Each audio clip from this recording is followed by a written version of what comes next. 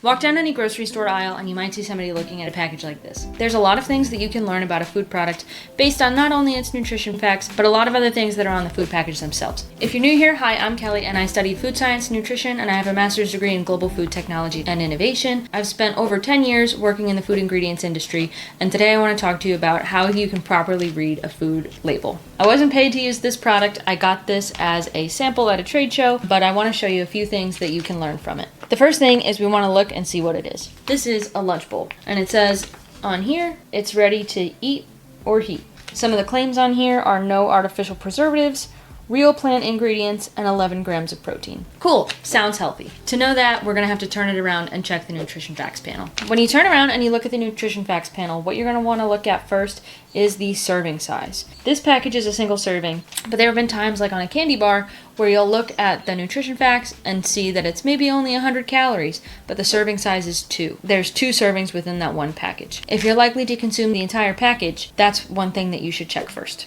The next is the amount of calories, and that's the amount of calories in per serving. For one meal, a good rule of thumb is to have between 400 and 800 calories per meal. You don't want to exceed your daily allotment of calories in a single meal. That's why it's important to check the calories in there. The next thing you're going to want to look at is total fat. And your total fat is going to comprise of your saturated fats, your unsaturated fats, and your trans fats. Trans fats haven't been allowed to be used in food ingredients since they were banned in 2013, but they're still on nutrition labels. So typically you're going to see trans fats at 0. Saturated fats are typically your unhealthy fats. These are the fats that are associated with cardiovascular health issues and other metabolic diseases. Unsaturated fats are the fats that are good for you. In this package in particular, there's 12 grams of total fat, but only 2 of them come from saturated fats. That means that the remaining 10 grams of fat come from healthy fats. That's a good thing. The next thing that we'll want to check is the sodium content, and the sodium in this is 720 milligrams. Sodium is an electrolyte and you need it for all of your bodily functions. Try to aim for less than 1,000 milligrams of sodium per meal for your daily allotment. Carbohydrates in this are 46 grams, which is understandable.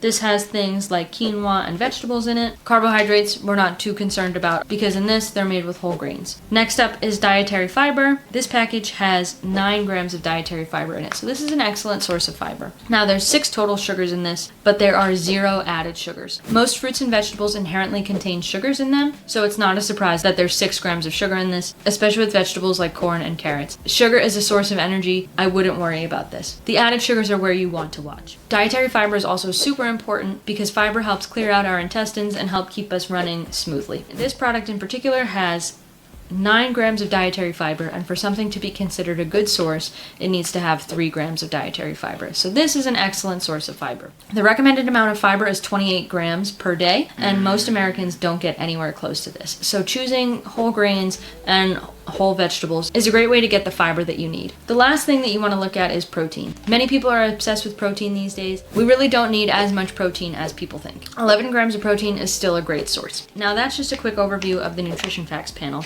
but now I want to get into the ingredients, which is where I can shed quite a bit of light on this. This product in particular has a great ingredient deck. It's water, carrots, rehydrated chickpeas, sweet corn, white quinoa, red quinoa, extra virgin olive oil, tomato puree, sea salt, smoked paprika, onion, garlic, yeast extract, ginger, and chili pepper. A few things that I want to call out are a simple rule that people created that if you don't know what an ingredient is or you can't pronounce it, that it means you shouldn't eat it.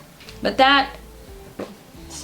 I hate that rule because about 15 years ago, people were not familiar with quinoa, and I still hear some people pronouncing it quinoa. Just because you're unfamiliar with it doesn't mean that it's bad. Quinoa is considered to be a superfood, and it's loaded with proteins, fiber, and other beneficial antioxidants. If you're truly unfamiliar with an ingredient, the best thing that you can do is go to Google or ask your favorite food scientist. If you want to learn more practical kitchen tips, make sure you follow along for more. And if you're curious about other claims, make sure you check out my video on organic versus conventional produce. Hope to see you in the next one. Bye!